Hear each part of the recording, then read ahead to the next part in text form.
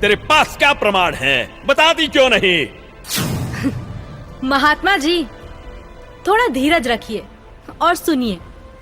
आप ही ने तो कहा था ब्रह्मा विष्णु महेश अजर अमर हैं, उनका कभी विनाश नहीं होता, वही सृष्टि के रचनाहार हैं। मैंने टीवी पर एक संत रामपाल जी का सत्संग सुना, उसी से पता चला।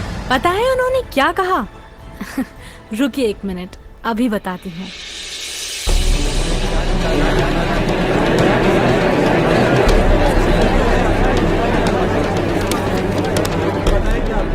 श्रीमद् देवी भागवत पुराण, जिसके तीसरा स्कंद अध्याय 5 पृष्ठ 123 पर लिखा है कि मैं विष्णु, ब्रह्मा तथा शंकर तुम्हारी कृपा से विद्यमान हैं। हमारा तो आविर्भाव, जन्म तथा तिरोभाव मृत्यु होती है।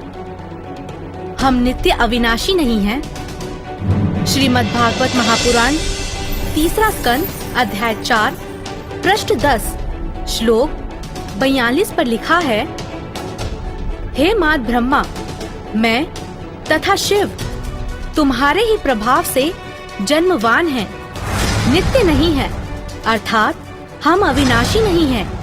ये श्रीमद् देवी भागवत देखिएगा, सचित्र मोटा टाइप हिंदी, गीता प्रेस गोरखपुर से प्रकाशित है और परमात्मा चाहने वाले हिंदुओं के घरों पर लगभग रखी पाओगी। ये है संक्षिप्त श्रीमद् देवी भागवत, सचित्र मोटा टाइप, केवल हिंदी। प्रकाशक हैं हनुमान प्रसाद पोदार, चमनलाल गोस्वामी और गीता प्रेस गोरखपुर से प्रकाशित है। 123 पृष्ठ, तीसरा स्कंद, संक्षिप्त देवी भागवत।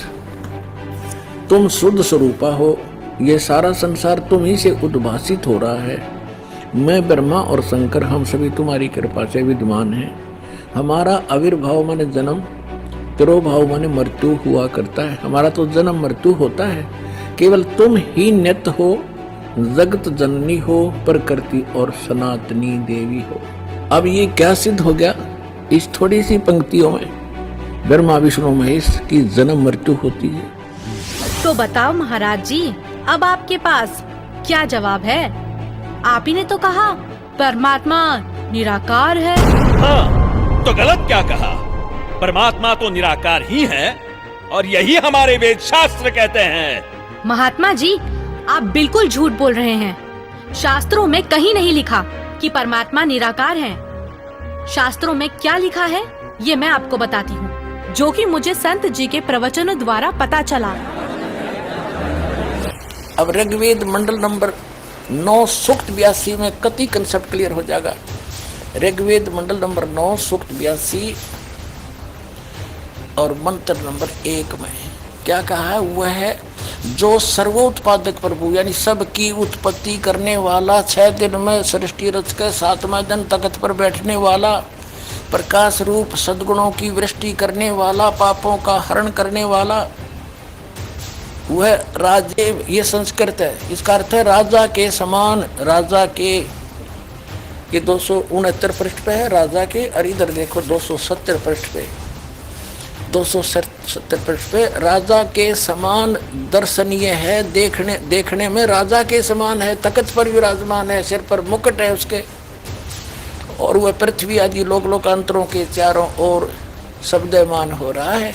वह वर्णीय पुरुष को, अच्छी आत्मा को, जो दृढ़ भक्त है उसको पवित्र करता हुआ प्राप्त होता है। कैसे? जिस प्रकार विद्युत स्नेह वाले स्थानों को आधार बनाकर प्राप्त होता है। आगे किस लिए आता है? उद्देश्य क्या होता है आने का? हे परमात्मन, उपदेश करने की इच्छा से, तत्व ज्ञान यथार्थ ज्ञान बताने की इच्छा से आप महापुरुषों को प्राप्त होते हो, नीचे आकर के गति करके आते हो, और आप अत्यंत गतिशील पदार्थ के समान हमारे आध्यात्मिक यज्ञ को यानी हमारे धार्मिक अनुष्ठानों को प्राप्त होते हैं। आप कबीर देव हैं, आप अल्लाहु अकबर हैं, शुद्ध स्वरूप हैं, आप पाक हैं, पवित्र हैं। हमारे पापों को दूर करके हे अमर परमात्मा सोम आप हमको सुख दे। हो गया सिद्ध। शास्त्रों में लिखा है, यजुर्वेद अध्याय 5 मंत्र 1, 6, 8, यजुर्वेद अध्याय 1 मंत्र 15, यजुर्वेद अध्याय 7 मंत्र 39, ऋग्वेद मंडल 1 सूक्त 31, मंत्र 17, ऋग्वेद मंडल 9 सूक्त 86, मंत्र 26, 27, ऋग्वेद मंडल 9 सूक्त 82, मंत्र 1 से 3। इसमें ये लिखा है कि परमात्मा साकार है और यही पवित्र कुरान शरीफ और पवित्र बाइबल सिद्ध करते हैं। यह है पवित्र बाइबल, संपूर्ण जीवन अध्ययन बाइबल। प्रबंधक संपादक डेविड स्टुअर्ट, अंग्रेजी प्रधान संपादक Donald C Stamps, MA MDV, संयुक्त संपादक ये सारे इनका ये यहाँ से छपाई दे। जेनेसिस 1 सृष्टि, जेनेसिस 1, ये 4 पृष्ठ पे उत्पत्ति यहाँ से आरंभ होती है। प्रथम आदि में परमेश्वर ने आकाश और पृथ्वी की सृष्टि की, ये पहला दिन था। इस प्रकार ये पहला दिन हो गया। फिर दूसरा दिन हो गया, प्रकाश प्रपुरुष बना दिया परमात्मा ने। फिर ये तीसरा सांझ भी भोर हो गया, फिर तीसरा दिन हो गया। जो कुछ भी इसमें फलदार वृक्ष जिनके बीज एक एक जाति के अनुसार बनाए, ये इस प्रकार। अब ये तीसरा दिन हो गया। दिन और रात पर प्रभुता करें और उज्ज्वला दियारा करें, इस प्रकार सांझ हुई, फिर भोर हुआ, ये चौथा दिन हो गया। फिर यहाँ देखें पृष्ठ नंबर 5 पे, वो 4 पे पढ़ा आपने।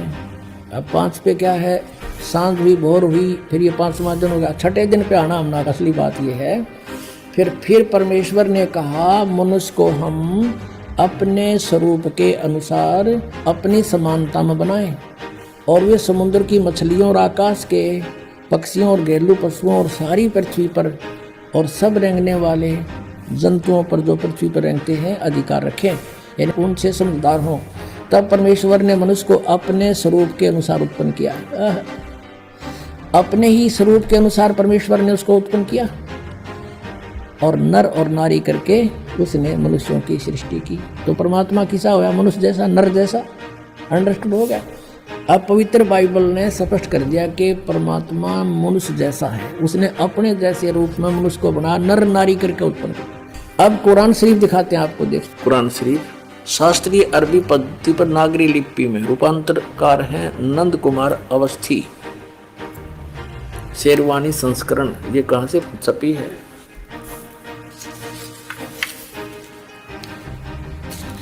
ये वही लिखा कि वो इस्लामी किताब है, इसमें कोई संदेह की गुंजाइश नहीं है।